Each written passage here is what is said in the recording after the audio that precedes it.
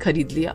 फिर मुरली उस फूटे घड़े के साथ एक सही घड़ा भी साथ में घर ले आता है। अब मुरली घाट से दोनों घड़ों में पानी भर कर लाता है। जब मुरली घर पहुंचता है तो वो देखता है कि सही घड़े में तो ऊपर तक पानी भरा हुआ है, लेकिन फूटे घड़े में पानी आधा हो चुका था। बाकी पानी रास्ते में घड़े से निकल चुका था। अरे ये क्या, इसमें से तो पानी आधा निकल चुका है। चलो कोई बात नहीं, अब मैं खेत जाऊंगा। शाम को घर वापस आकर अपने घड़ों में से थोड़ा ठंडा ठंडा पानी पीऊंगा। अरे भाई, तुम तो किसी काम के नहीं हो, तुम तो फूटे हुए हो। क्या तुम्हें शर्म नहीं आती अपने होने पर? क्यों भाई, तुम ऐसा क्यों कहते हो? तुम्हारे अंदर तो पानी ही नहीं टिकता। मालिक ने पानी लाया और घर पहुंचने तक तुम्हारे अंदर आधा ही पानी रह गया। वो सब तो ठीक है भाई, लेकिन इसमें मेरी क्या गलती है अगर मैं फूटा हूँ? और वैसे भी मालिक को मैं पसंद आ गया था। मालिक मुझे खुद खरीद के लाए हैं। देख लेना, थोड़े दिन में मालिक को तुमसे चिढ़ होने लगेगी। जब वो देखेंगे हर रोज घर तक पहुंचने तक तुम्हारे अंदर पानी ही नहीं टिकता है, तो वो तुम्हें खुद उठाकर घर से बाहर फेंक देंगे। ऐसा ना बोलो भाई, मैं फूटा हूँ, इससे बुरी और क्या किस्मत हो सकती है मेरी। पर मैं कौन सा चाहता हूँ कि मालिक को मैं आधा पानी दूं। मैं तो चाहता हूँ कि तुम्हारी तरह मालिक को ज्यादा पानी दूं। इस तरह से हर रोज मुरली दोनों घड़ों में घाट से पानी लाता। सही घड़े में पानी भरा रहता और फूटे घड़े में हमेशा घर तक आधा ही पानी बचता। एक दिन की बात है, फूटा घड़ा सही घड़े के तानों से दुखी होकर मुरली से कहता है, मालिक, मेरे तो यही समझ में नहीं आता कि आप क्यों हर रोज मुझे घाट तक पानी के लिए ले जाते हैं, जबकि आपको पता है कि आप जितने भी कोशिश करेंगे मुझे घर तक भरा हुआ कभी नहीं पाएंगे। घर तक पहुँचते पहुँचते मैं आधा हो जाऊंगा।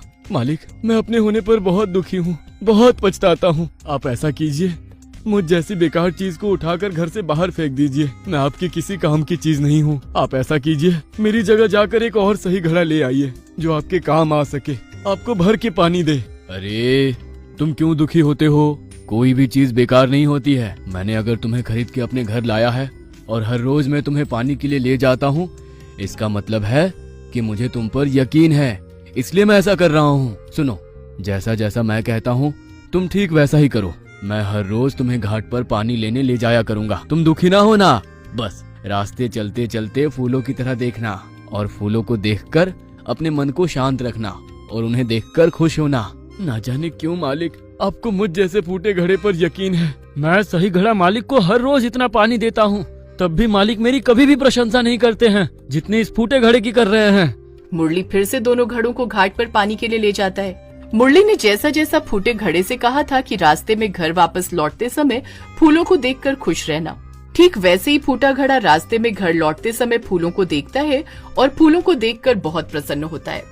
फूलों को देख देख कर घड़े के आधे कष्ट कम हो जाते हैं। इस तरह से हर रोज ये सिलसिला जारी रहा। मुरली घाट पर दोनों घड़ों को पानी के लिए ले जाता और फूटा घड़ा घर लौटते समय फूलों को देखकर अपने मन को खुश और शांत करता। फिर एक दिन की बात है। देखो भाई, मुझे तो लगता है मालिक ने तुम पर तरस खाकर ही तुम्हें घर में रखा है, वरना उन्हें तो तुमसे कोई फायदा ही नहीं है। इस बात को तुम समझ लो।